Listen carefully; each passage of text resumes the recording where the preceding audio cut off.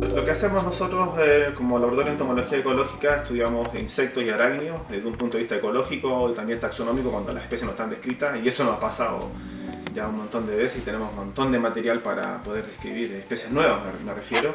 Realizamos estudios de un punto de vista ecológico inicialmente, y para eso necesitamos siempre la ayuda de más colegas. Nosotros acá nos especializamos en esta fauna del desierto, pero también estamos asociados a la Universidad de Concepción, al Museo de Historia Natural de Santiago, al Museo Bernardino Rivadavia también, que es el homólogo que está en Argentina, al Instituto de Investigación de Zonas Áridas de Mendoza también, y hacemos un set de especialistas con los cuales realizamos estas expediciones, siguiendo también un poco el contexto de la historia natural de este desierto, como lo hicieron en su tiempo los naturalistas iniciales que empezaron a estudiar los conocedores de este desierto. Más o menos creo que va por ahí la cosa, haciendo un poco de ciencia contemporánea, y eso se traduce en los trabajos que estamos publicando en revistas de buen impacto, pero también siguiendo estas expediciones que realizó Filippi, que realizó Claudio Gay y cosas así.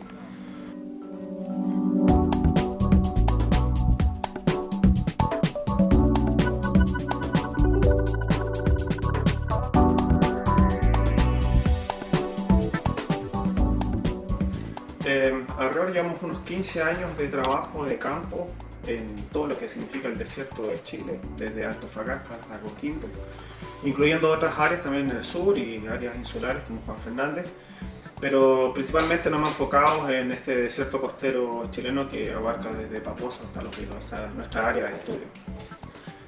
Y en los últimos años hemos estado realizando algunas expediciones en áreas de protección de este desierto costero, incluyendo Paposo, en Antofagasta. En Atacama eso se traduce en el Parque Nacional Pan de Azúcar, el Parque Nacional Llano de Challe, y en la Reserva Nacional Pingüino Humboldt, que está en el límite entre la tercera y la cuarta región.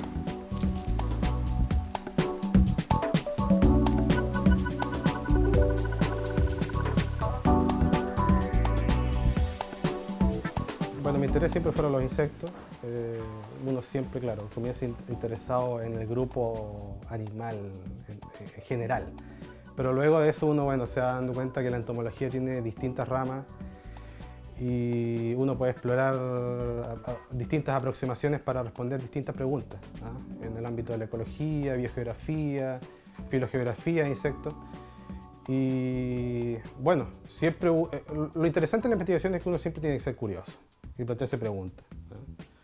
Es un proceso continuo y que en realidad permite en sí poder entender lo que está pasando afuera en base a una metodología estricta, que es el método científico.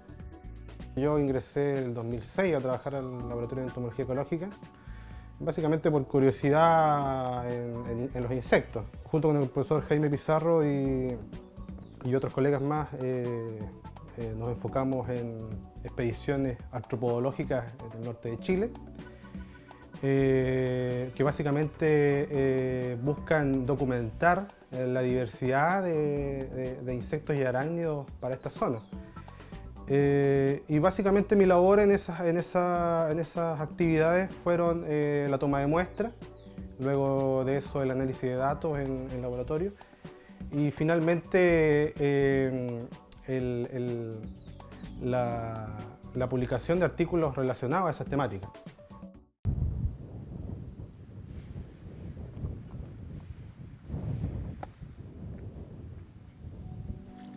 Nos ha dado bastante información y muy interesante lo que ha pasado en la Reserva Nacional Pingüino Humboldt, esto es frente a la localidad de Punta de Choro.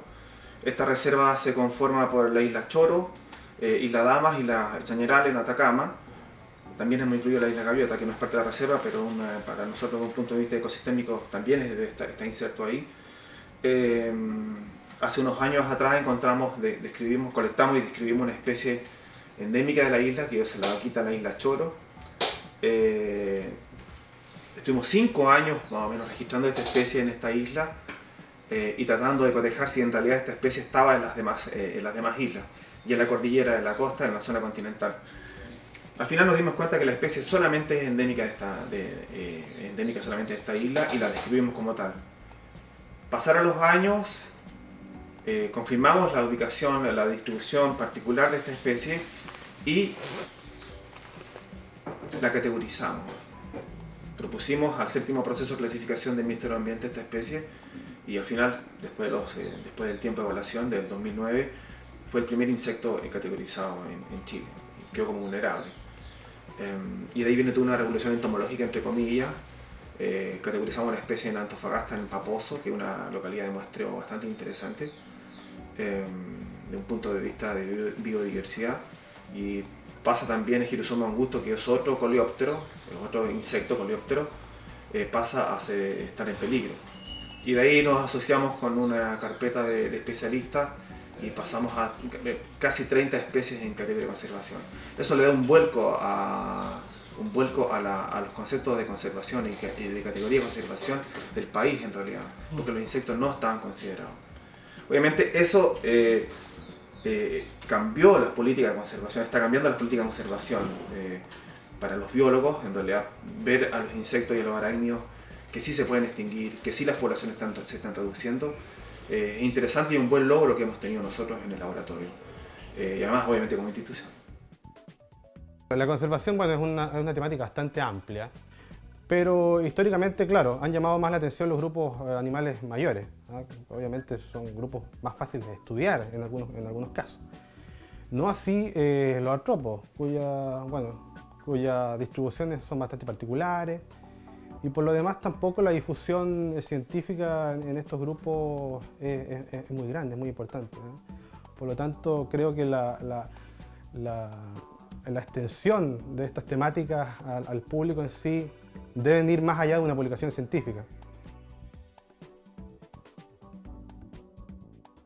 Pero para nosotros es muy importante la tarea que hacen algunos colegas, en particular el profesor Jaime Pizarro y su equipo, porque ellos en todos los proyectos de investigación, ellos incorporan estudiantes tanto de pregrado, pero a nosotros lo que nos interesa bastante es que ellos incorporan estudiantes de pregrado, en particular de pedagogía en biología, y eso es lo que a través de todo este tipo de actividades es como el Departamento de Biología en la formación hacia los estudiantes, hacia los futuros colegas de pedagogos en biología y ciencias naturales, les entregamos ese cariño por conocer el ambiente, conocer la tierra, conocer los animales, conocer las plantas.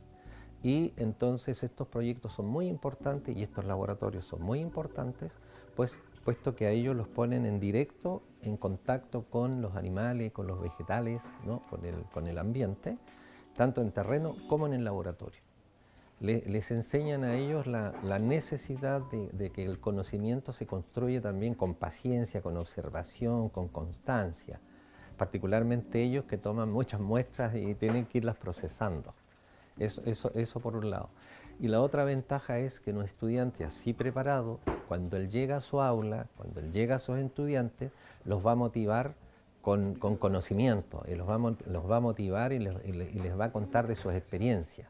Alumnos de pedagogía que nosotros preparamos y también de otras carreras, como el caso de agronomía, que también invitamos a alumnos a participar en estos laboratorios.